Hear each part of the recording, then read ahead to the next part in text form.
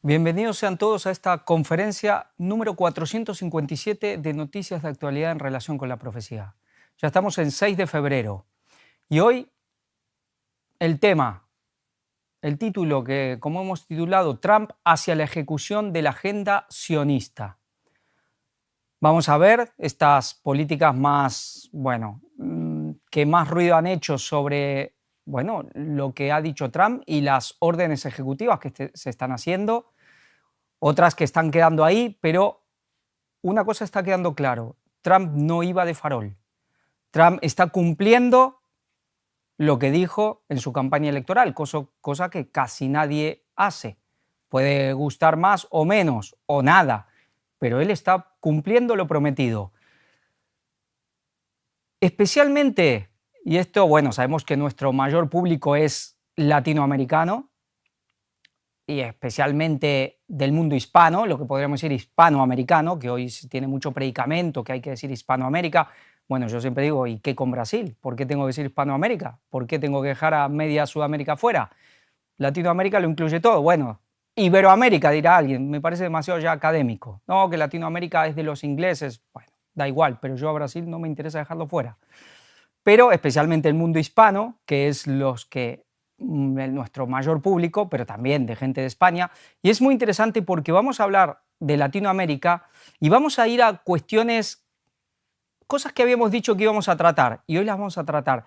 Vamos a ir quizás al punto, al momento histórico, que nos tenemos que remontar bastante atrás, pero tampoco tanto, donde se ha sentado, digamos, un precedente o donde ya se ha marcado el destino de Latinoamérica, el papel que le tocaba. Vamos a ir a un hecho histórico que ocurrió en Sudamérica en el siglo XIX, que ha sido trascendental y es la manera de entender, quizás como ningún otro suceso o acontecimiento, para entender por qué Latinoamérica juega el papel que juega, por qué Latinoamérica en estos últimos casi 200 años, 150 años, es lo que es, por lo menos en gran manera, y tiene que ver con la agenda sionista.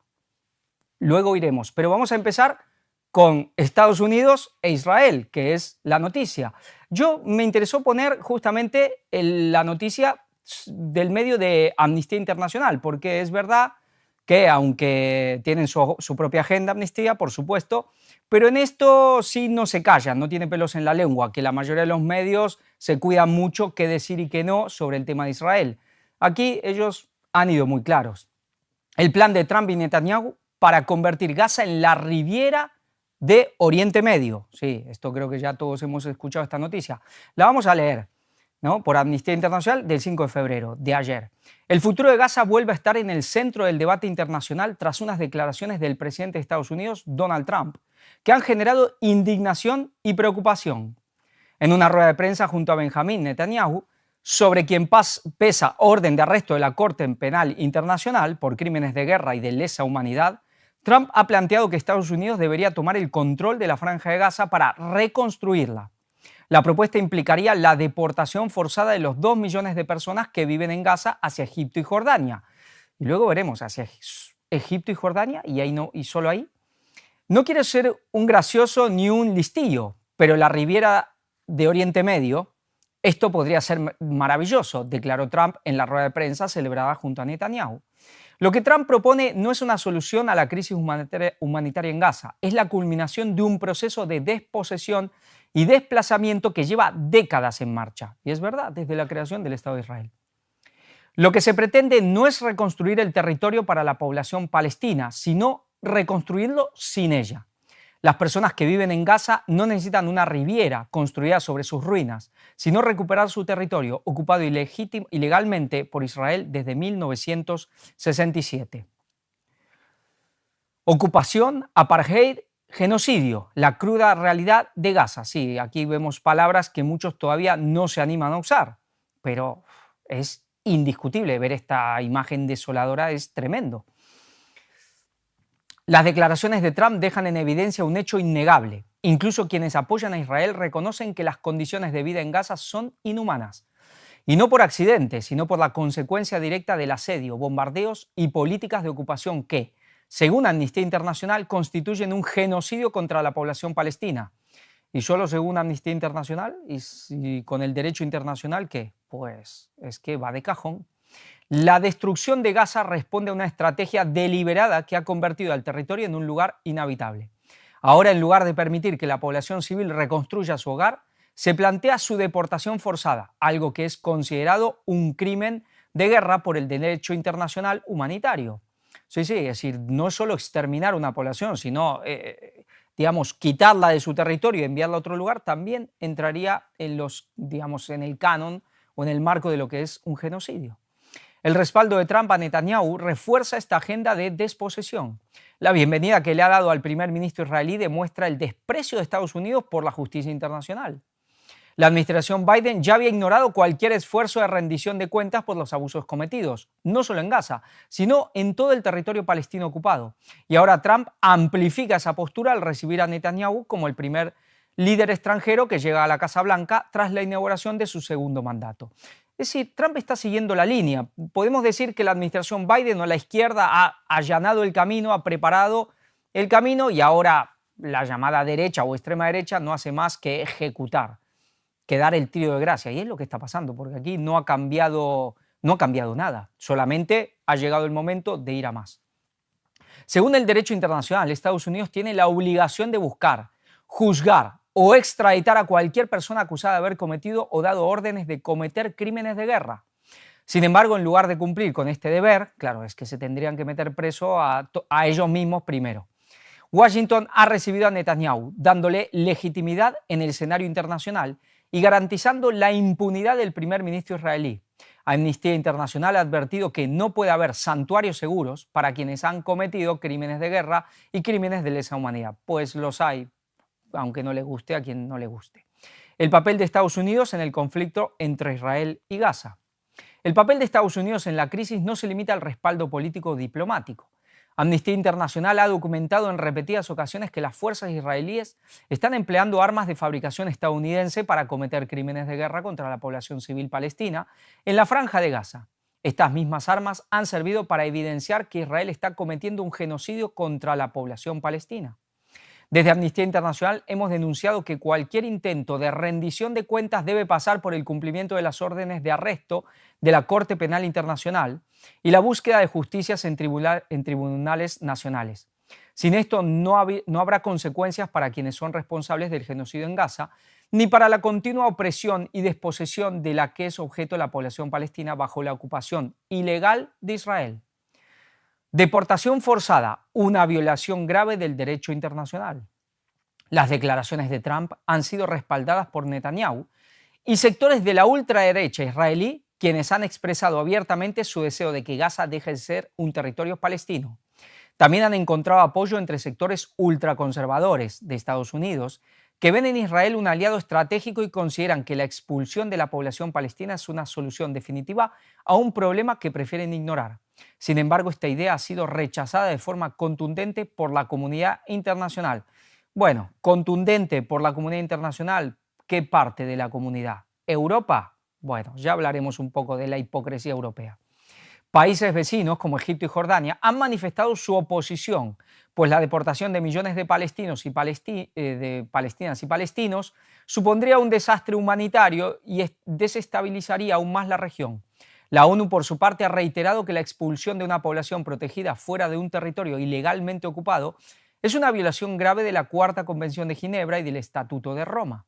La población palestina tiene el derecho legítimo a permanecer en su territorio y a regresar a sus hogares, tal como lo establecen las resoluciones internacionales. Bueno, los palestinos ya sabemos que son carne de cañón en esta situación. Vamos a una noticia obviamente relacionada. Dice Jared Kushner, yerno de Trump, el marido de Ivanka Trump, y supuesto ideólogo de una riviera gazatí. Esa primera línea de playa tendría mucho valor. Bueno, ideólogo, será uno de los que trabajan en esta planificación, si se quiere, pero dudo que venga de él. Pero obviamente que él está muy metido en toda esta cuestión sionista y además está metido de lleno ahora en la administración de Estados Unidos, siendo el yerno del presidente. Así que bueno, ya sabemos, digamos, el nexo ya es hasta casi de sangre entre la administración de Donald Trump, la administración hoy que gobierna Estados Unidos, y lo que es Israel y todo el movimiento sionista.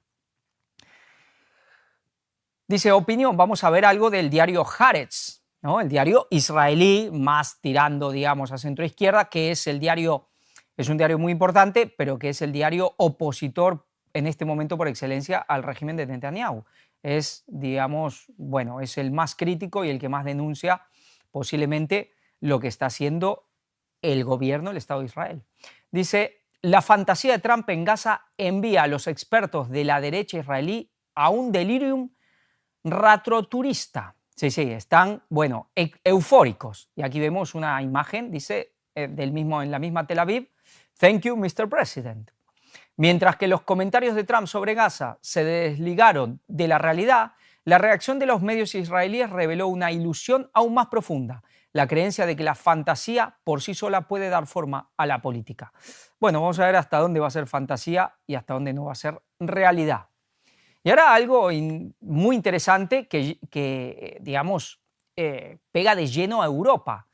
Dice, el ministro de Defensa israelí ordena diseñar la salida voluntaria de gazatíes y dice que España, entre otros, tiene la obligación de acogerlos. Katz asegura que si nuestro país no recibe a los refugiados, su hipocresía quedará al descubierto. Mucho no se equivoca. Y vamos a ver, porque esto es muy interesante. El ministro de Defensa de Israel, Israel Katz, ha ordenado este jueves al ejército diseñar un plan para que los gazatíes que quieran abandonar la franja voluntariamente, según recogen varios medios israelíes. El plan incluirá opciones de salida a través de cruces terrestres, así como acuerdos especiales para la salida por mar y aire, ha señalado Katz. ¿Y los que no quieran? Bueno, Netanyahu ya ha hablado de que, digamos, en cuanto se termine este paréntesis de paz, volverán a la guerra. Inclusive se ha hablado de que a veces que quizás no se llegue a cumplir todo el intercambio de rehenes, que ya sabemos que se está haciendo. Algunos piensan que quizás cuando ya tengan todos los rehenes en casa, porque la situación dentro internamente era insostenible y ya se estaba quedando totalmente al descubierto que los estaban sacrificando totalmente, ya de entrada, desde el vamos. Pero aquí está el tema. Quizás cuando ya estén todos en casa vuelvan a la guerra, hay que ver si eso lo lograrán, porque quizás jamás no los terminen de entregar a todos, pero lo que se ve claramente y parece es que de una manera o de otra esto es un parón momentáneo y la guerra volverá. Y dice, Katz ha ido más allá y ha señalado que países como España, Irlanda, Noruega y otros, aquellos que han reconocido a Palestina como Estado, que han lanzado acusaciones falsas y calumnias sangrientas contra Israel por sus acciones en Gaza, tienen la obligación legal de permitir la entrada a su territorio a cualquier residente de Gaza. Si se niegan a hacerlo, su hipocresía quedará al descubierto. Claro, ¿qué pasa aquí? Si tú reconoces a Palestina como Estado, tú dices que estos son crímenes de guerra, vas más allá, dices que esto es genocidio, pues ahora tienes la obligación moral y legal, inclusive, entonces, de dar asilo a los refugiados. Y ahora Europa está en un gran, entre comillas, problema. Ahora, me gustaría hacer un pensamiento, una reflexión sobre esto que creo que cae de maduro. ¿Alguien cree que Europa, en esta especie de oposición que ha hecho a Israel con las acciones de Israel a partir del 7 de octubre del 2023, lo hace por principios? Europa ha demostrado, por lo menos la Europa más occidental, pasando por Alemania, por Francia, por España y por Italia y la mayoría de todos ellos, ha quedado muy claro que van a pie juntillas a a esta agenda que se está haciendo, que están llevando a cabo y que tanto tiene que ver este poder sionista. Sí, cuando mostrábamos eso de Trump y la agenda sionista veíamos un escudo, no sé si recuerdan, había un escudo familiar, un escudo que tenía así simbología, unicornios, leones, pero tenía algo, una mano con 5 flechas. Eso no lo comenté, veíamos la famosa estrella de David que le llaman con el candelabro, pero había un escudo familiar en la portada que hemos puesto para hoy. En la Biblia se habla dice que los hijos tenidos en la juventud son como saetas en manos del valiente, como flechas. Y hay una familia, una dinastía financiera que su símbolo es una mano con 5 flechas. ¿Por qué? 5 hijos. Alguien que tuvo 5 hijos. Una dinastía a nivel financiero, monetario, todopoderosa. O casi la más de este mundo. Sí, y la más de este mundo.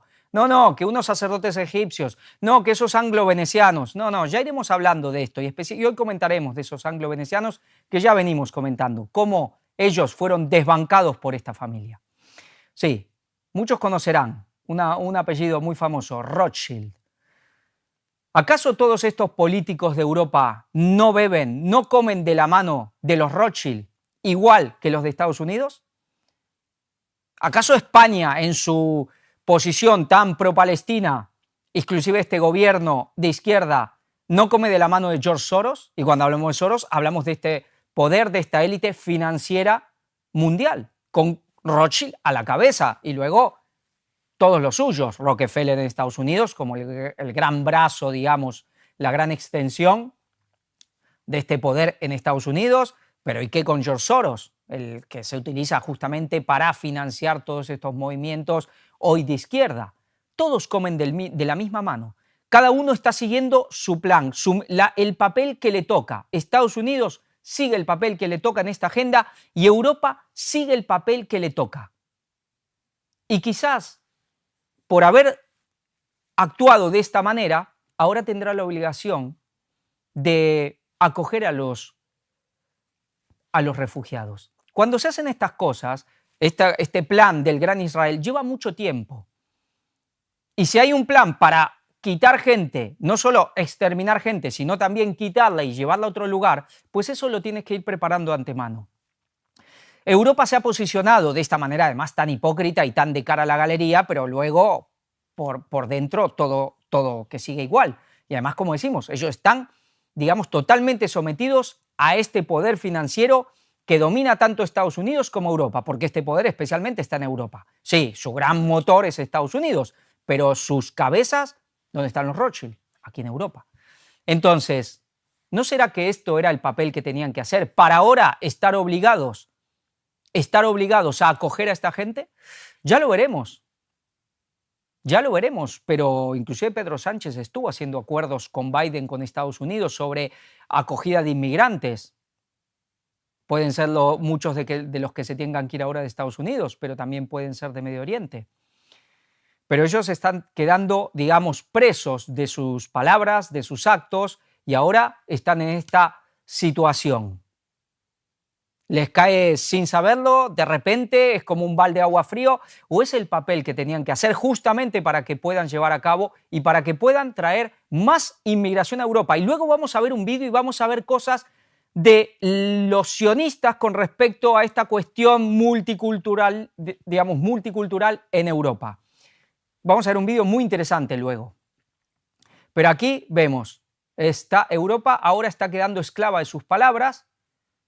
Parece que convenía que así sea. Y vamos a ver qué pasa. Para Europa todo es noche, el futuro para Europa.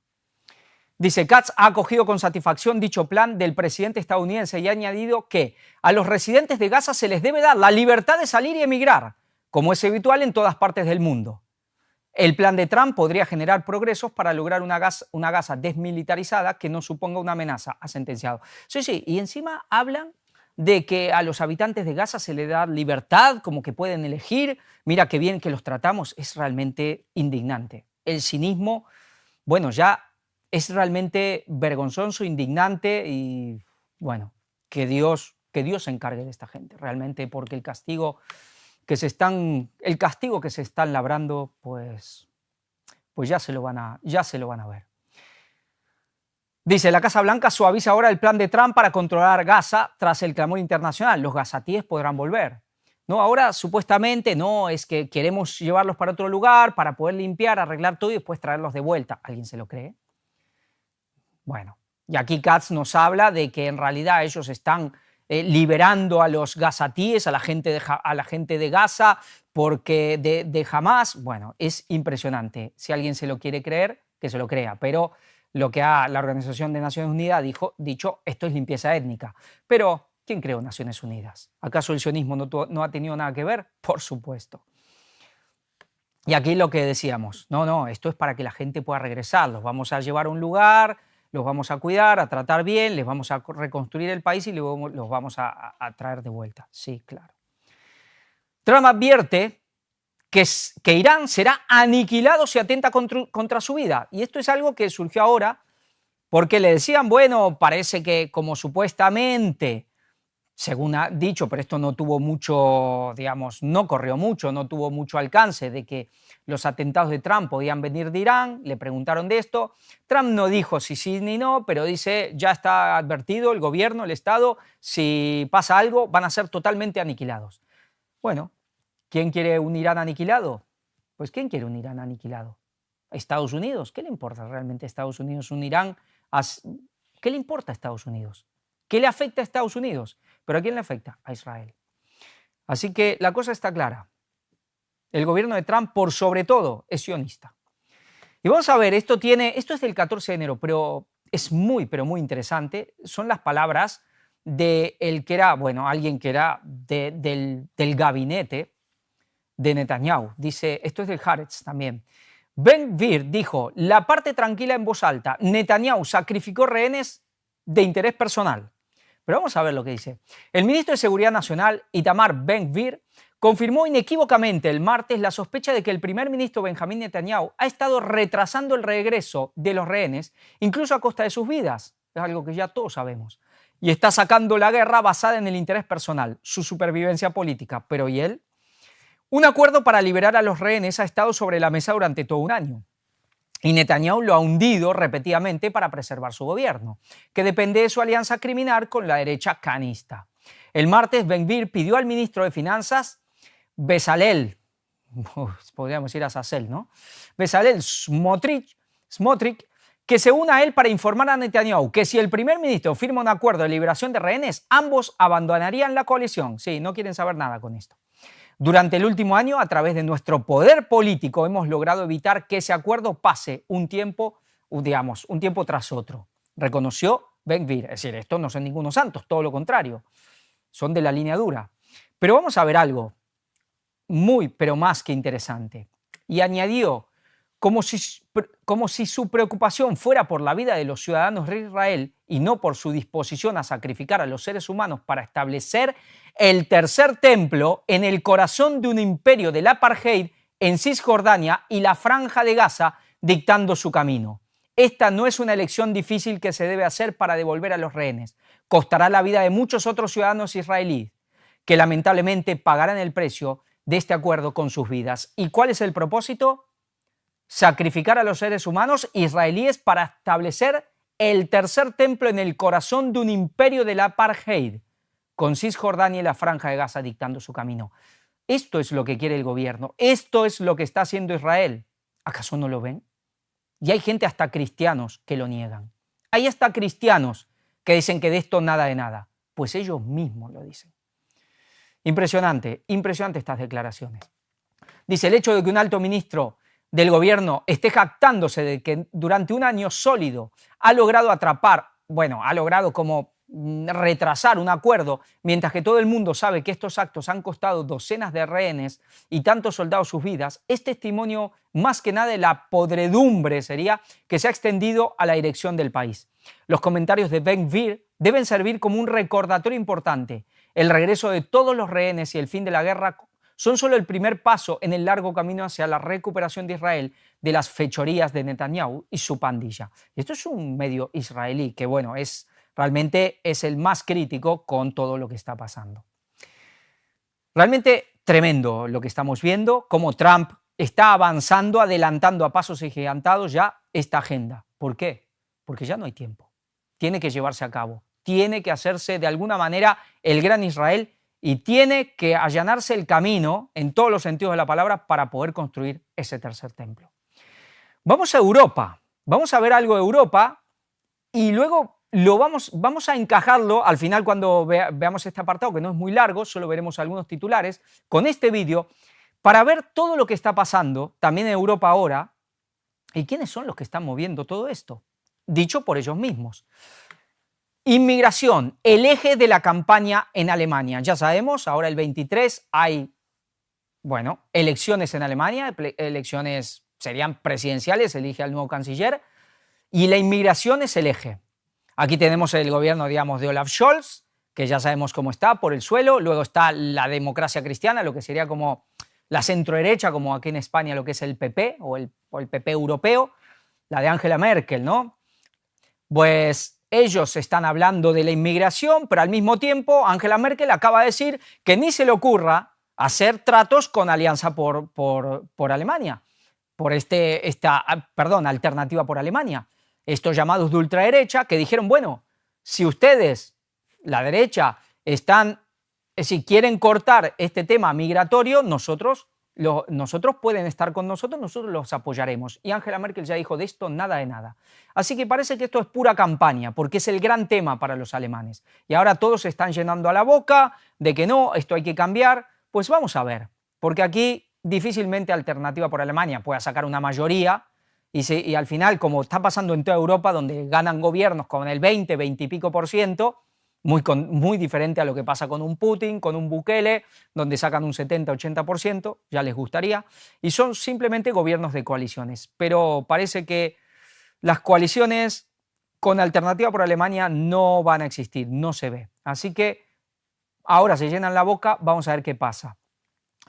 La policía sueca cree que el autor del tiroteo en el colegio de adultos actuó solo y sube a 11 la cifra de muertos. Sí, ya sabemos, hubo un tiroteo, sube a 11, alguien entró, como está pasando en todos lados, y un desastre.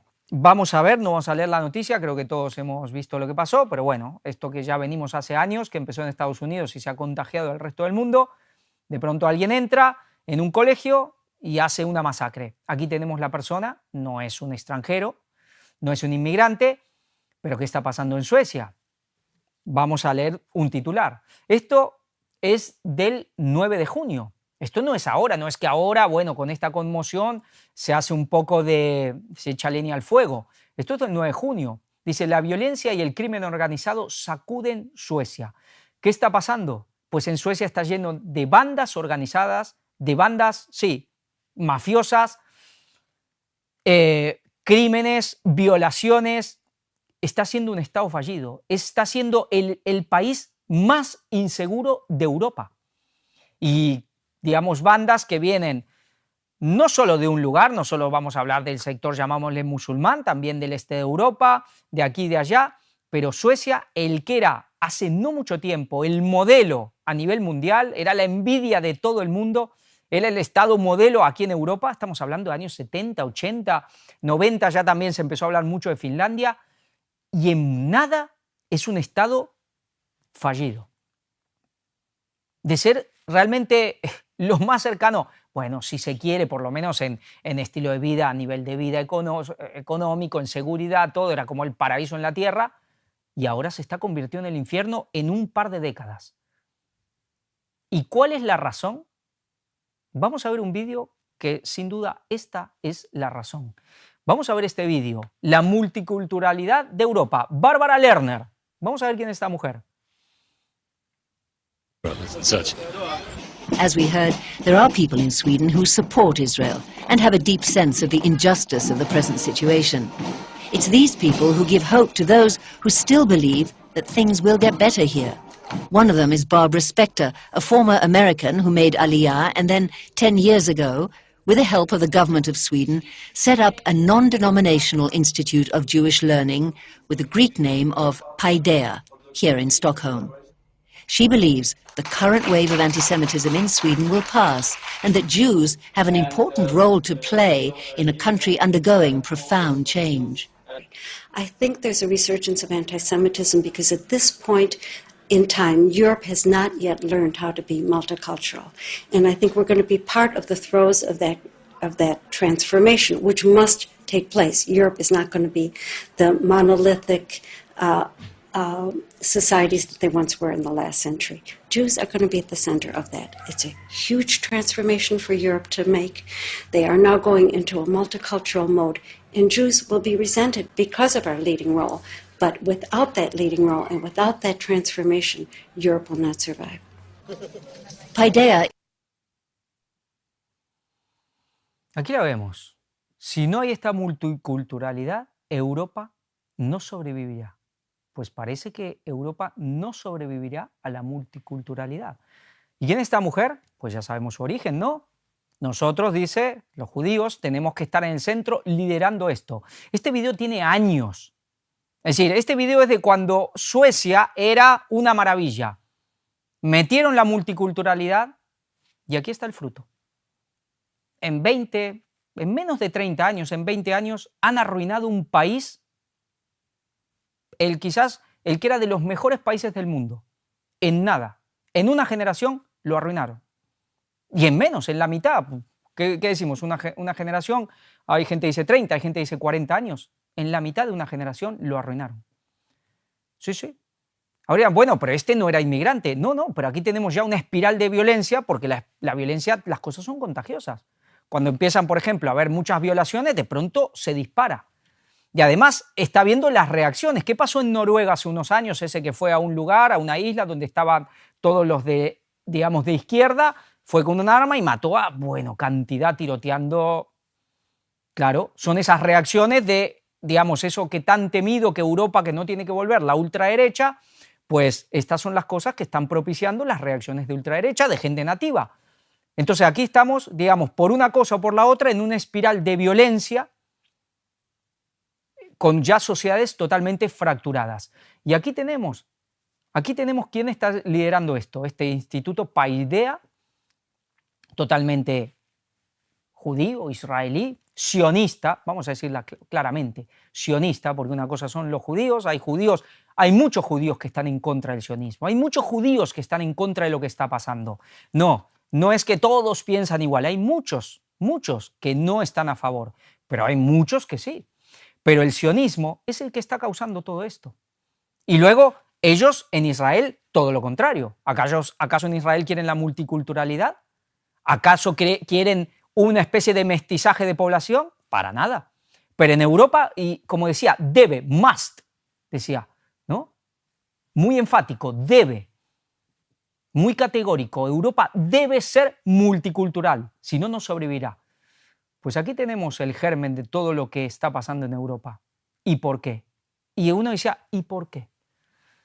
Aquí se habla mucho de hoy de la sustitución de población, que eso es una conspiranoia, que eso son teorías de conspiración, que es una locura. Bueno, es que eso ya se ha hecho en la historia. El imperio asirio lo hacía. Eso lo hacía el imperio asirio. Con lo cual no es nada nuevo. ¿Y qué termina pasando? Pues que cuando tú tomas una población, la quitas de su lugar, de su tierra, la llevas a otro, es como que son ya poblaciones cada vez más desarraigadas, las mezclas, se pierde la identidad, se pierde la unión con la tierra, son más fáciles de dominar. Y eso se planteó, se habla mucho de un plan Kalergi, no, que Kalergi no dijo eso, bueno, sea como fuere, ese plan existe. Y ese plan también ha tenido unas reacciones que en Alemania fue la que tuvo, Se levantó alguien y vaya lo que hizo, ya saben, ese señor con ese bigotito tan particular, porque ellos sabían esto, y vaya lo que hicieron, justamente, vaya las reacciones que se generan.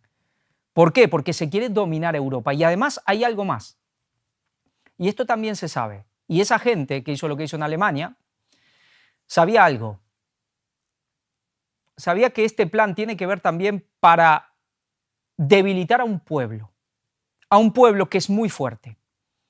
Aquí tenemos un pueblo, o parte de un pueblo, del que decía otrora antaño el pueblo de Dios, que sabe que tiene un competidor, que sabe que hay una raza, si se quiere,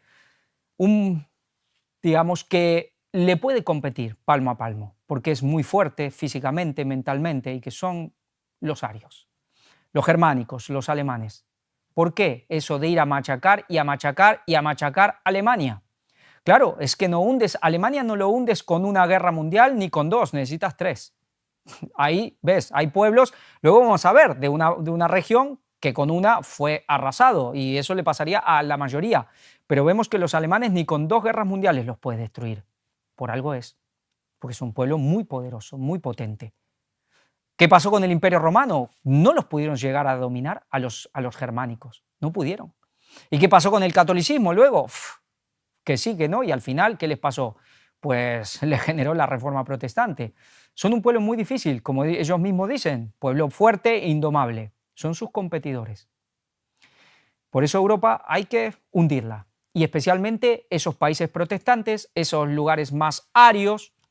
Esto es una realidad, y esto se está llevando a cabo, y aquí lo estamos viendo, y el fruto ya lo estamos viendo. Países que están siendo destruidos. Ahora, ya sabemos quizás quién están detrás y quién han movido el sionismo, luego hablaremos un poco. Vamos a América, sí, vamos a tratar América, porque empezaremos con Canadá y luego llegaremos hasta el sur-sur. Pero empezaremos con Canadá. ¿Por qué? Con las cuestiones de Trump. Canadá cede ante los deseos de Donald Trump, que aplazó los aranceles, todo a cambio de compromisos de Justin Trudeau. Es decir, que te voy a poner 25% y Canadá, no, espera. Y ha cedido, que ponemos 1.400 millones, mandamos gente a la frontera por el tema del fentanilo. Pues aquí tenemos uno que ha cedido. México cede ante las demandas de Trump y reforzará la frontera norte para evitar el narcotráfico. Con los dos se ha dado un mes de espera para el tema de los aranceles, está ahí, latente, pero ya están poniendo dinero, mandando gente por el tema del narcotráfico, que el fentanilo, es que hay 100.000 muertos al año en Estados Unidos, ¿eh? Esto es peor que las crisis del opio, que de la heroína o de lo que sea. Impresionante. Vemos cómo Trump va poniendo de rodillas a todo con esto de los aranceles.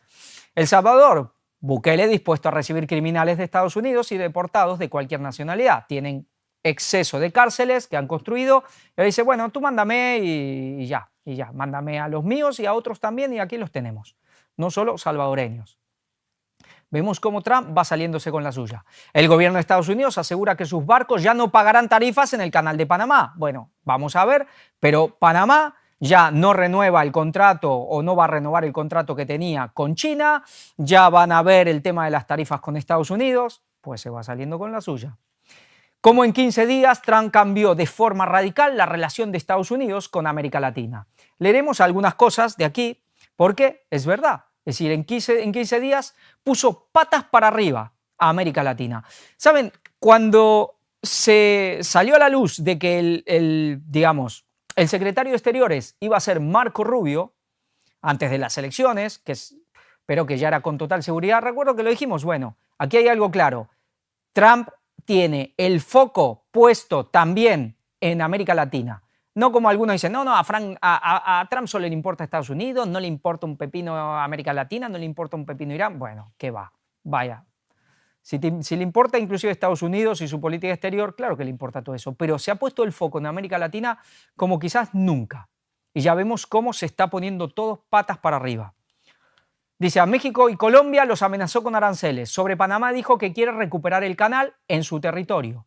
Y al presidente de El Salvador, autodenominado el dictador más cool del mundo, lo señaló como ejemplo regional. Sí, con Bukele ya lo tiene ahí como, bueno, quizás un instrumento en sus manos, como otro que luego veremos.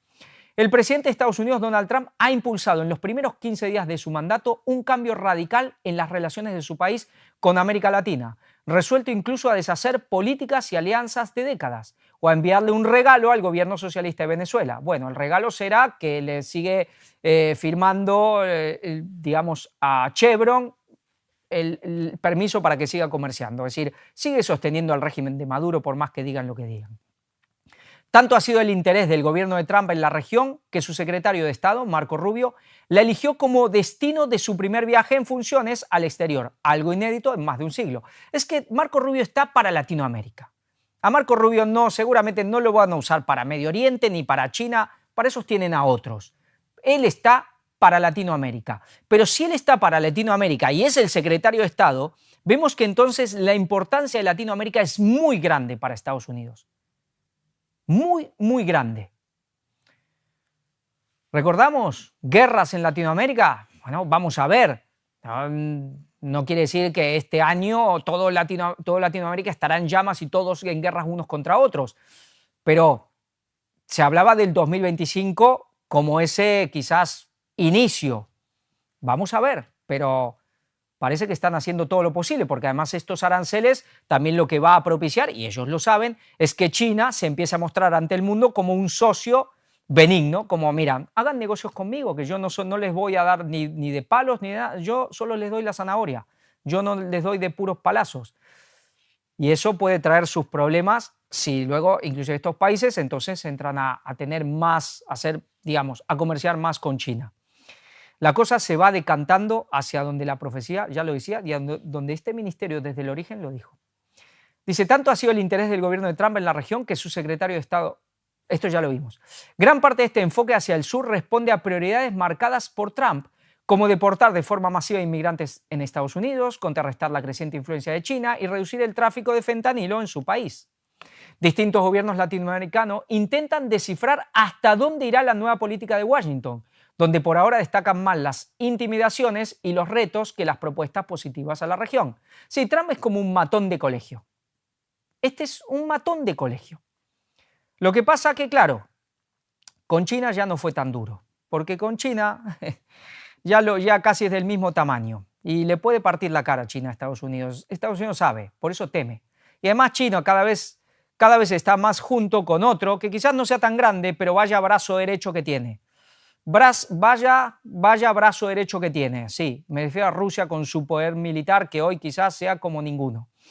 Entonces, con ellos ya Estados Unidos trata de manera diferente. Al final a China solo un 10%, no tanto como decían, y eso, pero además se tienen que cuidar porque, claro, estos aranceles los paga Estados Unidos, no los paga China, no los paga México. Les puede afectar a que no exporten tanto, pero al final lo pagarán, son impuestos arancelarios y lo pagarán los ciudadanos de Estados Unidos. Y Estados Unidos depende mucho de las importaciones que vienen de China, de México, de Canadá. Y si pone, aranceles muy altos, pues van a tener un gran problema la ciudadanía y eso no creo que Trump lo quiera. Pero ya dijo, quizás haya que sufrir un poco al principio, pero valdrá la pena. Así que ya veremos. Dice, pero señalan que lo visto en estas 2 semanas ya supone un giro vertiginoso del vínculo entre la potencia del norte y su vecindario continental. Es un cambio drástico, dice Christopher Sabatini, investigador principal para América Latina de Chatham House, un influyente centro de análisis británico. No se parece a ningún otro cambio en la política exterior de Estados Unidos hacia el hemisferio, agrega en diálogo con BBC Mundo. Entonces dice, ¿en qué consiste este viraje?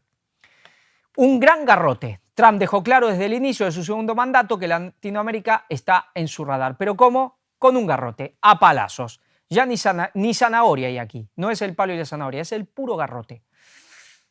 Bueno, vamos a ver cómo van las cosas. Aquí nos habla un poco más de lo que ya vimos. Leeremos un poco. Dice, su intención de designar como terroristas a cárteles de drogas también abre una posibilidad de que ordene acciones militares contra esos grupos en la región, señalan analistas, ya lo hemos comentado. Mientras antes Washington hablaba de cooperación y diálogo entre iguales con países de América Latina, observa Sabatini, ahora hay un hombre con un gran garrote que tiene un conjunto de objetivos políticos domésticos y tendencias personales que ejerce en la región. Pamela Starr, profesora de Relaciones Internacionales en la Universidad del Sur de California, coincide en que hay un cambio significativo en la política estadounidense hacia la América Latina. Explica que el giro consiste, por un lado, en volver a una lógica de la doctrina Monroe y la idea de que Estados Unidos debe ser el líder hegemónico al que siga América Latina, tratando de expulsar a China de la región. Y ese es el tema, el patio trasero. Patio delantero y a Biden, pero es el patio trasero. Y claro, China está muy metido, tiene una base inclusive muy importante en Argentina, pero esta es la cuestión. Pero también una vuelta a la actitud de la Guerra Fría, donde no importa la política interna de los países latinoamericanos, mientras sean aliados de Estados Unidos. Pueden ser regímenes autoritarios o democráticos, dice Starr a BBC Mundo. Pues ahí eso es un tema importante. Bueno, aquí nos habla un poco más, nos habla de Venezuela, pero especialmente Venezuela. Sí, se dirá mucho cuando abren la boca unos y otros, pero luego siguen haciendo negocios y el que sigue sosteniendo el régimen es Estados Unidos, con Trump, con Biden o con quien sea. Esto no cabe duda. Bueno, aquí vemos que elogió a Bukele, que es como el modelo a seguir en la región. Hablamos de Centroamérica, pero ya van más al sur. Quizás el modelo a seguir sea otro. El tema de llevar presos, no se sabe si es legal o ilegal, el tema de llevar presos estadounidenses, pero bueno, lo harán. De una u otra manera, si Bukele está de acuerdo, pues lo harán. Milei imita a Trump y saca a Argentina de la Organización Mundial de la Salud. Aquí tenemos al otro, al que quiere él, todavía Trump no lo ha dicho, pero quiere él ser el modelo, el instrumento de Trump en Sudamérica, o quizás en toda Latinoamérica, pues ya veremos. Pero aquí vemos que sigue los pasos de Trump, afuera de la Organización Mundial de la Salud, afuera del tema del Acuerdo de París, pues va siguiendo el camino de Trump. Y aquí también, Argentina y Bolivia en crisis por la instalación de una valla al estilo Trump. También valla con Bolivia, tema de inmigración, bueno, uno y lo otro. Pues vemos cómo van las cosas, vemos que Trump está poniendo el mundo patas para arriba, como lo dijo, pues lo está haciendo. Ahora, que el mundo se vaya a pacificar, eso es lo que seguramente no pasará. Pero ahora vamos a ver el final, vamos a encarar algo sobre el final que tiene que ver con historia y vamos a entender por qué de Latinoamérica, por qué tantas cosas de Latinoamérica en este último siglo de existencia. El destino de Latinoamérica. Aquí cuando vemos esta imagen es una guerra que marcó a fuego una nación, especialmente Sudamérica, pero de alguna manera marcó un rumbo un rumbo para los países latinoamericanos. ¿Y qué pasaba si se salían de ese camino? Pero vamos a empezar con Bolivia, porque terminamos con Bolivia. Bolivia no existe. ¿Y esto cómo que no existe? Dirá, pero si yo estuve ahí. Bolivia celebra el 200 aniversario de su primer intento de independencia. A la luz de la historia, no podemos esperar que cumpla muchos más. Vamos a ver. Dice, cuentan que alrededor de 1870 un diplomático británico discutía con el general Malgarejo, por entonces presidente de Bolivia. La reunión se crispó y Malgarejo ofreció al funcionario un vaso de chicha, el aguardiente local, que el inglés rechazó alegando que prefería chocolate. El general entró en cólera y le obligó a beberse una tinaja entera de chocolate. Después hizo que se le montaran en espaldas de un burro y lo paseó por La Paz de esa guisa antes de dejarle marchar a Londres. Cuando la reina Victoria se enteró del incidente, pidió un mapa del mundo y preguntó dónde estaba Bolivia. Seguro que no sabía. Cogió una tiza y tachó al país con una gran cruz mientras decía, Bolivia no existe. Sí, la reina Victoria tachó, esos dicen que es mito, bueno, siempre todo después termina siendo mito, pero vamos a ver un poco lo que le pasó a Bolivia a partir de aquí. La leyenda, como tantas, es probable que sea apócrifa, o no, pero sirve como una profecía casi perfecta de la caótica y violenta historia boliviana a partir de esas fechas. Un país a punto de desaparecer en incontables ocasiones, esquilmado por sus vecinos y las multinacionales. Perdió una cantidad de territorio enorme. Bolivia era mucho más grande, ya es un país muy grande también. No en vano Bolivia ostenta el récord de golpes de Estado en toda América Latina, 56. El esquema se ha repetido una vez tras otra. Divisiones internas, desastres militares que conducían a otros no menos catastróficos tratados internacionales, en lo que Bolivia perdía grandes territorios ricos en algún recurso. En la Guerra del Pacífico, 1879-1884, Bolivia perdió a favor de Chile. Sí, esa guerra entre Chile contra Bolivia y Perú, que al final ganó Chile por el salitre, pero claro, tuvo una ayuda. Dicen que no, pero tuvo una ayuda. ¿De quién? Ahora vamos a ver.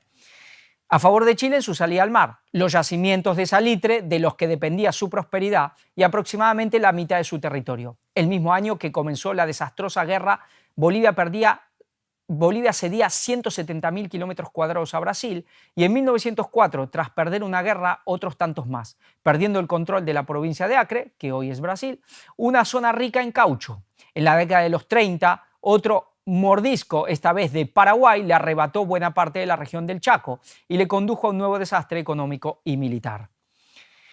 Tras ello es una revolución socialistas en 1952 que nacionalizó el poco estaño que quedaba en el país tras los años de extracción sistemática por parte de compañías extranjeras.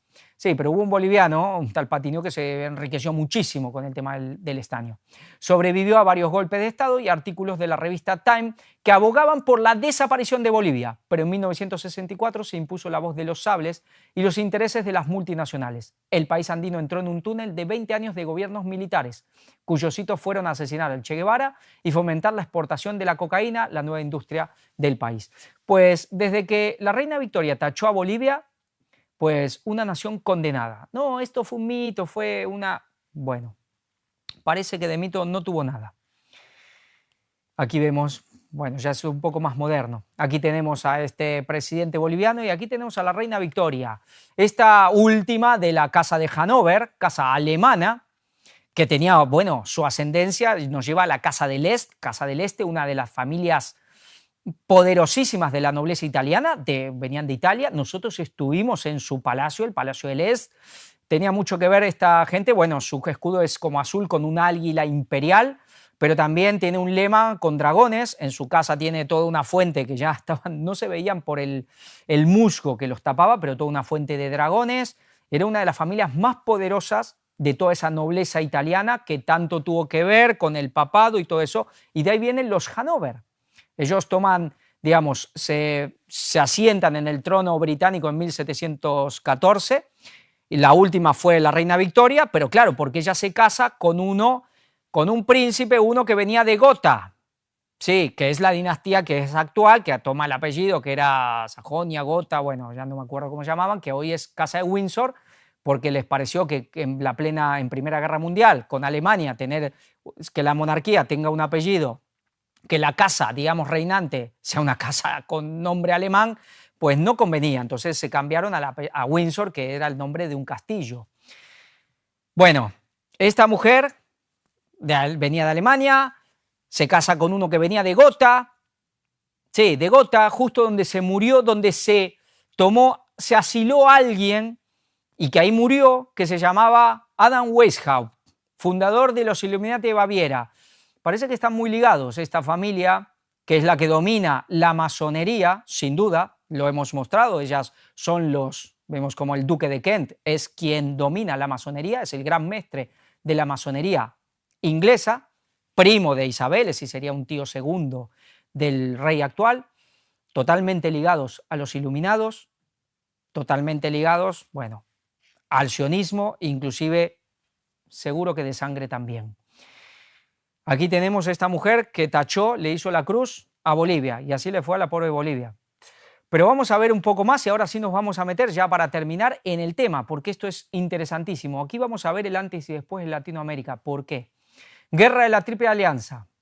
La Guerra de la Triple Alianza o Guerra del Paraguay, llamada por los paraguayos Guerra Grande, guerra contra la Triple Alianza o Guerra Iguazú, fue el conflicto militar en el cual la Triple Alianza, una coalición formada por el Imperio de Brasil, Uruguay y Argentina, luchó militarmente contra Paraguay en 1864 y 1870. Una persona de la época, como un prócer argentino, Juan Bautista Alberdi, le llamaba la Guerra de la Triple Infamia. Existen varias teorías respecto a los detonantes de la guerra. En esencia, el revisionismo argentino y la visión tradicional paraguaya atribuyen un papel preponderante a los intereses del Imperio británico. Sí, a esta reina y todos ellos que vimos ahí. La historiografía liberal clásica pone el acento en la agresiva política del mariscal Francisco Solano López respecto a los asuntos rioplatenses. No, digamos, la versión oficial es que la culpa la tuvo el que era el presidente de Paraguay, que había un conflicto de guerra civil en Uruguay y él tenía sus intereses y al final, bueno, casi que los otros se defendieron. En la misma Wikipedia dice el mito del tema de la injerencia británica. Bueno, vamos a ver si es un mito. Vamos a ver si es un mito. Dice, la guerra terminó en 1870 con una derrota de Paraguay que conllevó también un desastre demográfico en el país. Según las distintas fuentes, perdió entre el 50% y el 85% de su población y quizás más del 90% de su población masculina adulta. Dicen que había 7 mujeres por cada hombre. Con casi medio millón de muertos, es la guerra más mortífera en la historia de Sudamérica. Yo no sé si en el resto de Latinoamérica hubo una peor. Paraguay perdió gran parte de los territorios que tenía todavía en disputa diplomática con Brasil. Brasil fue de donde se instiga, digamos, quizás el principal responsable a nivel regional, pero se une en Argentina y por supuesto después también Uruguay, pero especialmente fue de parte de Brasil y Argentina. Es una infamia, que yo creo que el hecho más vergonzoso de la historia, por lo menos argentino, y de un brasileño y un uruguayo también, pero yo como argentino es nuestra gran vergüenza. No lo estudié inclusive en el colegio, sin ningún lugar a duda. ¿no? Dice, y fue condenado a pagar una abultada indemnización de guerra, si bien el pago se fue atrasando a través de diferentes gobiernos de posguerra y no se llegó a efectuar en su totalidad. A partir del siglo XX, la historiografía oficial de cada país ha ido revisando los hechos de la guerra y es considerada como una guerra de exterminio del pueblo paraguayo y como un genocidio del mismo, totalmente. Se destruyó un país que no levantó la cabeza nunca más. ¿Y por qué? Vamos a ver, aparte de las cuestiones, los intereses personales que podía tener Brasil, el Imperio de Brasil, la oligarquía, especialmente la oligarquía porteña de Buenos Aires, de Uruguay. Pero vamos a ver esto porque aquí vamos a ver la cuestión. Neutralidad británica en la guerra contra Paraguay. Vamos a ver este artículo y vamos a ir a lo importante para que no se nos extienda mucho, todo es muy interesante. Y dice, no negamos a nadie el derecho de interpretar los hechos como le plazca. Como decir, mira, cada uno que diga lo que quiera, pero vamos a lo que realmente hay. En ese proceso puede incluso deformarlos, pero eso no lo cambiará. Los hechos suelen ser testarudos, como dicen que dijo Lenin, ¿no? Y eso es una gran verdad. Y los hechos muestran que Londres no fue indiferente ni neutral en la guerra contra Paraguay. Ni sus banqueros, ni su gobierno, ni su parlamento. El general prusiano Clausewitz escribió que la guerra es la continuación de la política por otros medios. Y citando a Lenin agregó que la política es la expresión concentrada de la economía. Llevar estas premisas al terreno bélico implica estudiar la posición política de la clase dominante británica y por ende de sus gobiernos y de su Estado antes y durante las acciones militares. Entre 1860 y 1865, la Corte de Río de Janeiro recibió 12.191.900 libras esterlinas de la banca inglesa. ¿Y quién es la banca inglesa? Por medio de la casa Rothschild. Un monto que representaba el 51% del total del comercio exterior brasileño hacia 1860. Es decir, estamos hablando de una barbaridad de dinero que le dio en el momento de la guerra. En ese periodo el comercio exterior paraguayo apenas superaba las 560.000 libras. Es decir, estamos hablando de algo, bueno, pero muchísimo, muchísimo mayor de lo que era la economía, de lo que era realmente las exportaciones que tenía Paraguay. Pedro II, que era el emperador, transfirió parte de esos recursos a sus aliados argentinos y uruguayos en forma de préstamos. Esto está documentado. Es decir, ¿quién financió la guerra? La casa de Rothschild. Una casa que venía de la misma zona de Baviera, de donde era la monarquía, de donde surgen los iluminados de Baviera. ¿Para qué? ¿Para qué? ¿Cuál fue? ¿Para qué se forjaron los Illuminatis? ¿Quién lo hizo? Ya lo vimos, los jesuitas. ¿Y para qué? Vamos a leer y vamos a ir comentando esto. El gobierno de Mitre recibió 1,25 millones de libras en 1866, es decir, Argentina, era el gobierno argentino, y 1,95 millones de libras en 1868 de la Baring Brothers para costear la invasión de Paraguay. Estos empréstitos se sumaron a las 2,6 millones de libras de deudas anteriormente asumidas con banqueros londinenses. Por un lado, es decir, ya se estaban subiendo deudas externas. Quedémonos con esto, porque ¿qué pasaba en Paraguay? Estos datos deberían ser concluyentes, y lo son. En la guerra entre Paraguay y la Triple Alianza, el capital británico financió exclusivamente a un bando, la Triple Alianza. Este es el hecho fundamental que materializa la posición política del Imperio Británico. Total, que Wikipedia, que los historiadores modernos, algunos digan lo que quieran, pero estos hechos son concluyentes. Pero además de la financiación existen otros hechos. El rosario de informes hostiles a Paraguay firmados por los agentes diplomáticos ingleses en el Plata. Digamos, en el Virreinato del Río de la Plata, que estaba, digamos, el Virreinato del Río de la Plata, el centro de gobierno estaba en Buenos Aires. Luego ya estaba el Virreinato del Perú, Brasil era otra cosa porque no era de España. Bueno, aquí nos habla de otras cosas más, pero también, por ejemplo, nos habla los reclamos de Cándido Barreiro, representante paraguayo en Europa, al gobierno inglés por la violación de la proclamada neutralidad, envío de armas, construcción de buques de guerra, transporte de material bélico en navíos con bandera británica a través del Río de la Plata para pertrechar a los aliados. No solo enviaba dinero a través de la banca Rothschild, tan ligada a la monarquía, sino que también, a pesar de que decían que su posición política era neutral, también enviaban armas. Se parece mucho a una guerra que hay hoy, ¿no? O algo así. Con lo cual esto es totalmente concluyente. Inglaterra financió esa guerra. ¿Y por qué? Dice que los banqueros ingleses no le prestaran al Estado paraguayo y sí a los aliados tiene una explicación política, no meramente basada en cálculos de mayor o menor riesgo financiero. Pero luego vamos a ver, porque hay un tema financiero y económico total aquí.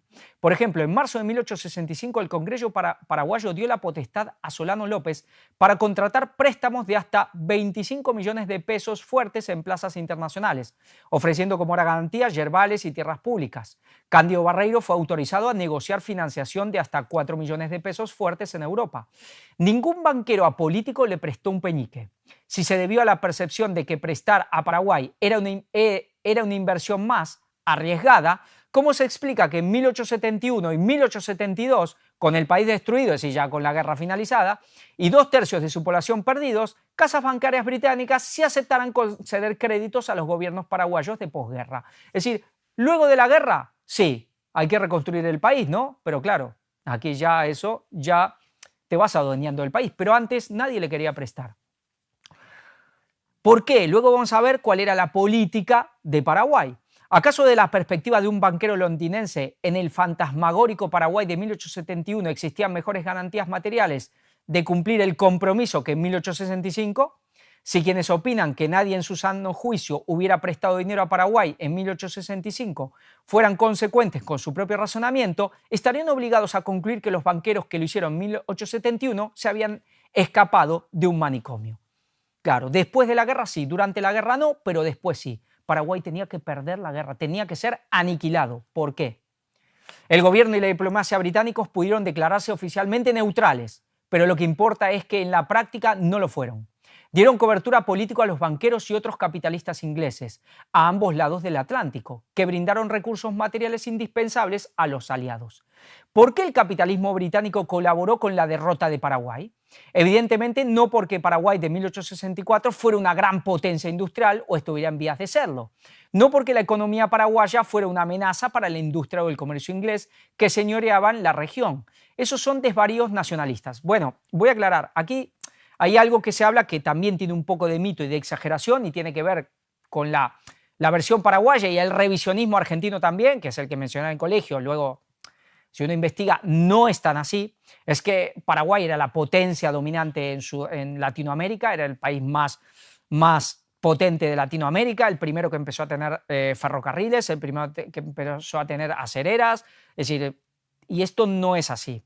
Es verdad que tenía una incipiente industria, pero no era la más fuerte. Es decir, teniendo una industria naviera, pero inclusive no eran barcos a vapor, como si había ya en Brasil. Tuvo tren en 1861, pero ya Cuba había tenido en los años en 1830 y pico, la Guayana Inglesa también, Perú y Argentina en 1850 y algo, ya las acereras también había. Es decir, no era el país más fuerte industrialmente, como algunos dicen, eso no es cierto, pero había algo, pero sí que tenía una industria que no es que iba a hacer sombra a Gran Bretaña, no es que iba a hacer sombra a los demás países de América Latina, pero tenía un rumbo o una política diferente. Y es lo que ahora vamos a ver porque ahí está el tema. La explicación es que la guerra significó un choque entre dos modelos de acumulación capitalista, no entre el capitalismo y un supuesto protosocialismo antiimperialista como sugiere un extraviado sector de la izquierda. Un modelo se asentaba en el laissez-faire y endiosaba las inversiones extranjeras como motor del progreso económico. El otro, aunque dominado por las dictaduras de Francia es el doctor Francia, fue el que comienza este tema, esta revolución en Paraguay en 1811 y luego tuvo sus sucesores, no es que era el país de Francia. Y de los dos López, era un modelo políticamente independiente, proteccionista y estatista. ¿Entendemos la cuestión? Destruido Paraguay, el capital británico, en la medida que las caóticas circunstancias lo permitían, penetró en el país vencido, pero principalmente afianzó los preexistentes lazos de dependencia en Brasil y Argentina, las exhaustas naciones vencedoras. Es decir, digamos, los dos grandes poderes de Sudamérica, que es Argentina y Brasil, pues estuvieron más todavía en manos de Gran Bretaña, porque además estaban más endeudados, venían de guerra, con todo el deterioro, el cansancio, el desgaste que produce la guerra, ahora estaban más en las manos. Y un país que estaba queriendo marcar un rumbo diferente había sido totalmente aniquilado. En los años siguientes, el endeudamiento y las inversiones provenientes de Londres crecieron exponencialmente en esos estados, incluido en Paraguay. Aquí tenemos la nota. Y vamos con el último artículo. Esto es un artículo de una especie de ensayo que estuve buscando para ir un poco más al punto.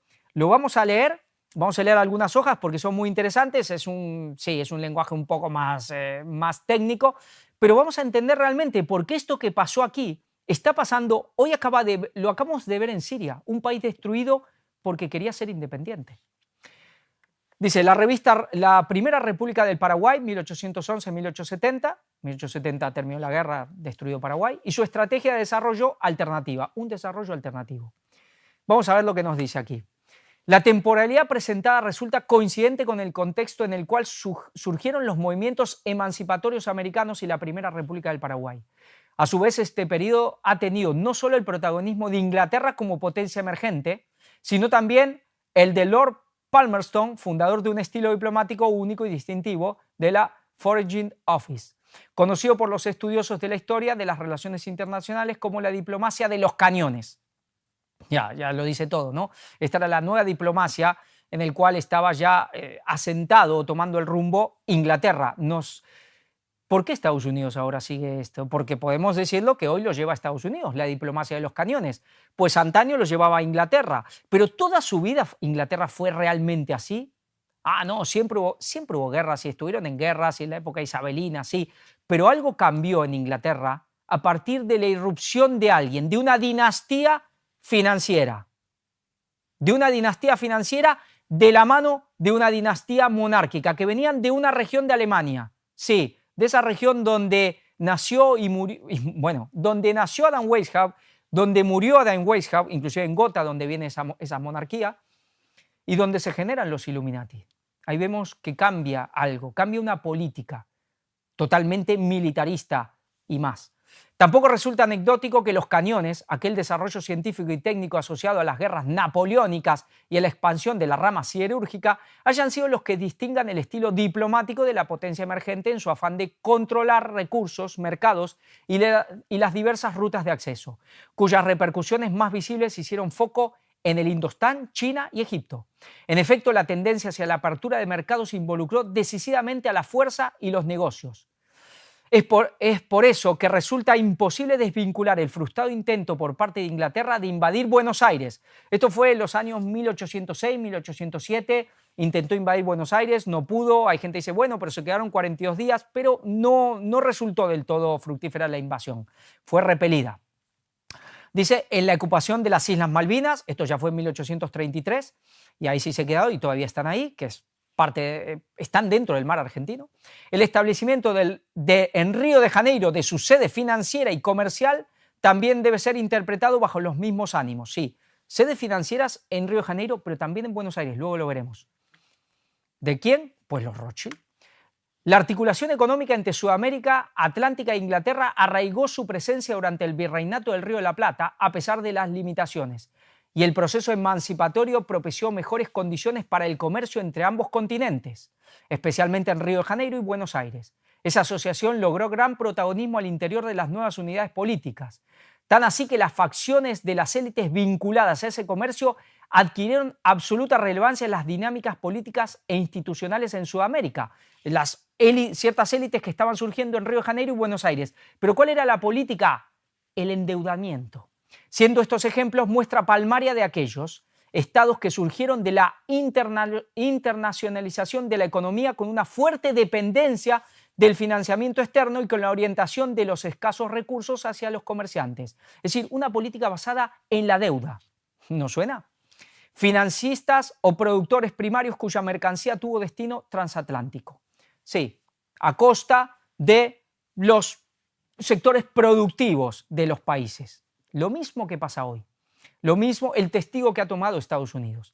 Las tendencias modernizantes tan representativas en la construcción de los estados de América del Sur, fielmente representadas en el paisaje geográfico como el emplazamiento de las vías férreas o los drenajes cloacales, mantuvieran estrecha relación con la expansión de las inversiones inglesas. Pero Paraguay también lo hizo, pero de manera diferente. Distinto fue en Asunción, donde la radicalidad del proceso liquidó aquellas facciones comerciales fuertemente articuladas con Buenos Aires. Ya vemos, ¿no?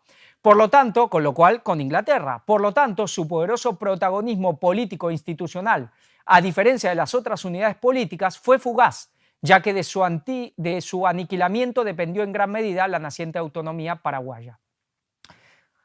Esta dirección emancipatoria constituyó sus pilares de apoyo sobre una amplia base de productores agrícolas, principales generadores de riqueza, en un territorio tradicionalmente orientado a la yerba mate y al tabaco, y al que luego se le incorporó la producción de cueros. Los efectos centrípetos desde Río de Janeiro y Buenos Aires persistieron, constituyendo un serio desafío a la autonomía de Asunción. Es decir, Asunción estaba enfrentada a las élites de Río, es decir, que era la capital en ese momento de Brasil, y de Buenos Aires, las capitales argentinas y brasileras, totalmente ligados, élites ligadas a los empréstitos que venían de Inglaterra, es decir, de los Rothschild, de los iluminados de Baviera, por así decir. Los sucesivos estrangulamientos y bloqueos en el comercio exterior paraguayo fueron el instrumento predilecto de presión ante la incapacidad de doblegar al Paraguay por intermedio de las armas, y en general esto fue leído por la historiografía liberal como una preferencia de Gaspar Rodríguez de Francia por el aislacionismo. No, fue un aislacionista. No, es que no le quedó otra alternativa si no se quería doblegar a esta política que en el fondo es la ruina de los países. O como el resultado de la mediterraneidad de la geografía paraguaya. Claro, está en el centro, no tenía salida al mar, nada. Evitando así dar cuenta de las condiciones de presión permanente a las que se venía sometido el Paraguay. La Guerra de la Triple Alianza, 1865-1970, fue en muchos sentidos un hecho fundacional del Estado Nacional Argentino. La guerra enfrentó el desafío paraguayo con su modelo de desarrollo antagónico al impulsado por los sectores que hegemonizaban las clases dirigentes argentinas, que consideraban al Paraguay un potencial foco de contagio respecto de núcleos provenzales y otros sectores internos. Además, esa élite o esa oligarquía porteña, totalmente vendida, vendepatria, traidora y miserable, que claro, tenía miedo de que ese modelo, el resto de las provincias los quieran adoptar. Argentina ya había tenido siempre una guerra entre unitarios, los que querían un país totalmente centralizado con Buenos Aires, y la facción federal. Argentina es un país muy centralizado, pero ganaron los federales. Lo que hubiese sido si hubiesen ganado los unitarios, pues vaya. Ya hablaremos en inglés. Algunos dirán, bueno, nos hubiese ido mejor. Pues no lo creo, no lo creo. Pero realmente aquí también tenían miedo esta élite, que hoy todavía controla el país, esta élite vendida totalmente a Gran Bretaña. Pues yo siempre lo tuve claro con esa oligarquía detestable de Argentina, pero cuando llegué a Europa me di cuenta que en Europa es exactamente igual, están vendidos a los mismos. Aquí en España es igual, vendidos a los mismos, y si quiero ser más regional y ir a Cataluña, lo mismo. El mismo tipo de oligarquía, traidora y vendepatria, vendidos a los mismos. Y así les va a estos países, así nos va. Esta es la realidad. Dice, bueno, este miedo a estas rebeldías provincianas en la centralización y la consolidación del Ejército Nacional y el poder del Estado, y en las relaciones financieras con Gran Bretaña, expresadas en el notable incremento de la deuda pública con la que la Argentina va a entrar de lleno en el mercado capitalista mundial. La guerra, hecho culminante de toda política exterior, conjugó simultáneamente la búsqueda de la más estrecha alianza con el capital europeo y la confrontación abierta con el país hermano, es decir, destruir a un hermano para vender el alma a gente que ya ha vendido el alma hace tiempo, a esta dinastía iluminada política financiera que dominaba Gran Bretaña, que dominaba en ese momento Gran Bretaña, porque no lo había hecho antes. Conclusión, y ya vamos acabando. El contexto global en el cual se constituyó la primera República Paraguaya se caracterizó particularmente por la revolución industrial, la asociación que estableció Paraguay para llevar adelante su política de desarrollo científico y técnico tuvo como socio destacado a Inglaterra, es decir, tenía sociedad con Inglaterra, tenía vínculos, trajeron mucha gente, científicos, mucha gente capacitada de Europa, pero no estaba basado en endeudarse con Inglaterra, sino en una especie de sociedad. Pero eso a Inglaterra no le era suficiente. Principal protagonista de ese periodo de fuerte expansión capitalista. No resultó una novedad este vínculo a nivel regional, pero sí lo fue la estrategia de articulación entre ambas partes, explicando a su vez una distintiva estrategia de desarrollo. Mientras Río de Janeiro y Buenos Aires orientaron una dócil integración a la División Internacional del Trabajo, Asunción, por sus particularidades, promovió diversas iniciativas productivas con el objetivo de expandir sus exportaciones y regular las importaciones. Esta dinámica impulsó una serie de proyectos estratégicos claves para la integración productiva dependiente en cierta manera de los ritmos de modernización. Es decir, conclusión, Paraguay en su momento hizo lo que hoy muchos países, bueno, hoy no, hoy cada vez menos países pueden continuar haciendo. Por ejemplo, lo que hizo Siria, ser independiente a esta élite financiera mundial. Pues esto se le puso fin para siempre en Latinoamérica. Es decir, aquí se puso fin a cualquier país latinoamericano que quisiera seguir esta línea. Y no, aquí no estamos hablando de comunismo, porque eso a los jesuitas y a esta gente les va bien, porque ellos lo crearon.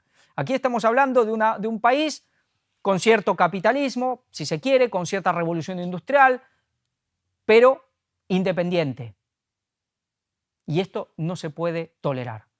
Y con esto se puso fin a cualquier aspiración de cualquier lugar de Latinoamérica, de cualquier país que quisiera tomar este rumbo. ¿Quieres tomar este rumbo? Mira lo que pasó con Paraguay. Un país absolutamente casi aniquilado. Pero bueno, sobrevivió y ahí está. Pero claro, ahora se ha tenido que plegar. Algo tremendo. ¿Y quién movía esto? La Casa de Rothschild. ¿Y quién más? Su aliada, monarquía, que venían del mismo lugar. Que venían de aquel lugar donde se estableció los Iluminados de Baviera. Aquí tenemos División Internacional del Trabajo, básicamente unos países ganan, otros pierden. O si queremos ir realmente, unas élites ganan y el resto del mundo pierde. Pero claro, hay otro bloque, Rusia, China, que tienen su voz en esto. Aquí vemos muchos lugares rojos que son los muy altos de distribución mundial de las exportaciones de bienes de alta tecnología, pero claro, hay muchos lugares que es porque están las grandes industrias anglosajonas, ¿no? Aquí tenemos Banco de Londres y América del Sur, el 27 de septiembre de 1862 se fundó en Inglaterra, con casa central en 40, Moorgate, Londres, el London, Buenos Aires and River Plate Limited. Con un capital, bueno, aquí nos vemos, ya la fundación está este nexo que empezó a ver claro entre Buenos Aires y Londres, y luego en 1863 pasa lo mismo con Río de Janeiro. Los dos instrumentos de poder de la Casa de Rothschild, de esta gran dinastía del dinero en Sudamérica, y con los cuales aplastaron, sumándose Uruguay, aplastaron a este país que quería tomar otro rumbo. ¿Quería estar en contra de Inglaterra? No, inclusive quería estar a bien con Inglaterra. Mira, nos viene bien, ustedes han innovado muchas cosas. Hay países que no se les puede quitar el mérito de haber sido pioneros, innovadores, como Inglaterra, como Estados Unidos y tantos. No se les puede quitar ese mérito. Otra cosa fueron las políticas luego imperialistas, colonialistas y, digamos, bueno, totalmente inhumanas que han seguido. En este caso Inglaterra y ahora Estados Unidos. ¿Pero por qué Inglaterra terminó haciendo cosas tan salvajes? Aquí está el punto. ¿Quiénes son estos Rothschild? Hemos comentado en las últimas conferencias que tuvimos en Madrid de quiénes son estos Rothschild, porque hay gente que, digamos, que todavía no se aclara de dónde surge el dinero Rothschild, de qué es lo que pasó en Londres con la irrupción de los Rothschild. Pero pensemos que cuando los jesuitas son, digamos, suprimidos, la orden jesuita, ellos hacen algo realmente impresionante. Ellos ahí urgen un plan para patear el tablero de toda Europa y dar un golpe mortal a todos sus enemigos. A sus enemigos internos. ¿A qué me refiero? Católicos. Las revoluciones políticas, las monarquías que cayeron principalmente fueron todas católicas, porque fueron las monarquías católicas las que presionaron al Papa para disolver la orden jesuita. Y la francesa ya lo había hecho antaño con los templarios, hoy jesuitas. Pero Francia, España, Italia, y vaya las revoluciones que vinieron con los iluminados. a partir de la Revolución Francesa y todo el siglo XIX, que luego se extendió a lugares de más arriba. ¿Por qué? Porque también urgieron un plan para ir contra su enemigo protestante. Pero además, su enemigo protestante, que principalmente el poder, por sobre todo, estaba en Londres, el poder financiero, ahí había también un germen de su viejo enemigo veneciano. No, esos que dicen, no, que los jesuitas los mandan la nobleza anglo-veneciana. Falso, absolutamente falso. Venecia se enemistó totalmente contra el papado y los jesuitas, y los jesuitas del lado del Imperio Español. Claro, Venecia, enemigo del Imperio Español.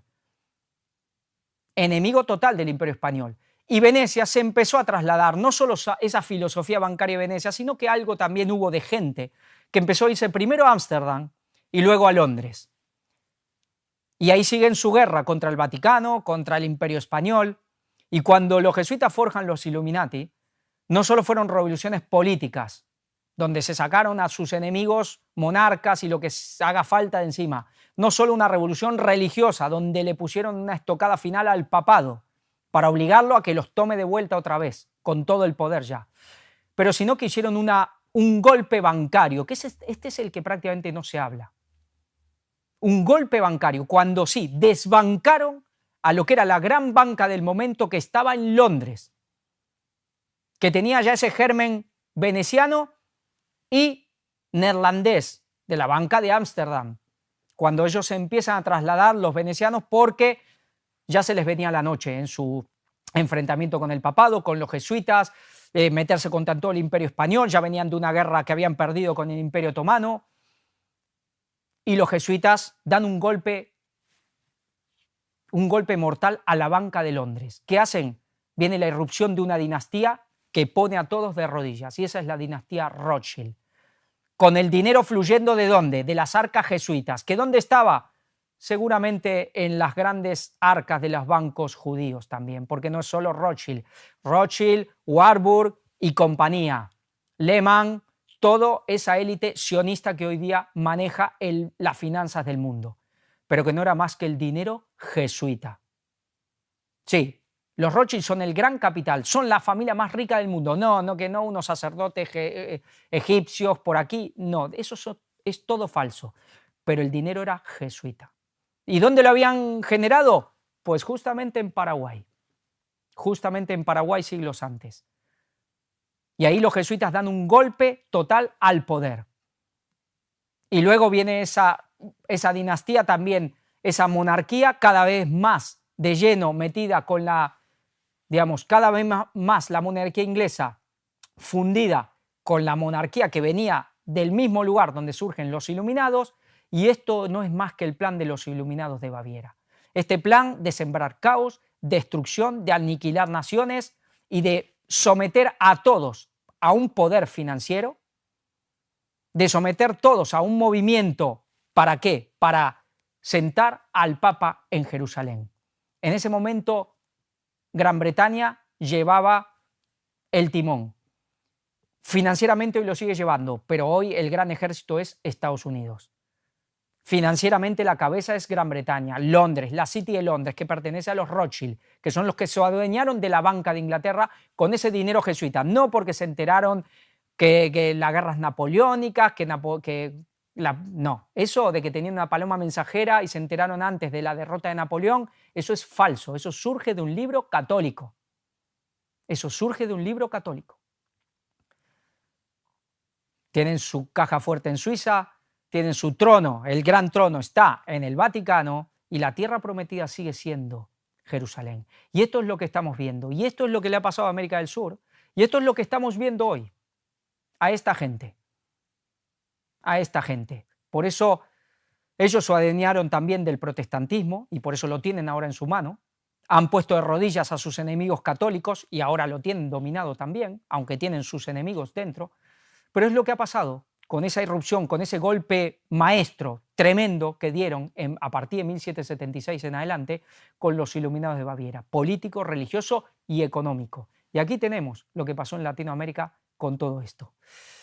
Y para terminar, vamos con una cita de Ellen White que nos habla de esto. Maranata, el Señor viene. La obra del pueblo de Dios consiste en prepararse para los acontecimientos del futuro, los que pronto los sobrecogerán con fuerza abrumadora. En el mundo se formarán monopolios gigantescos. ¿Lo vemos? Lo que ha pasado a partir de aquí.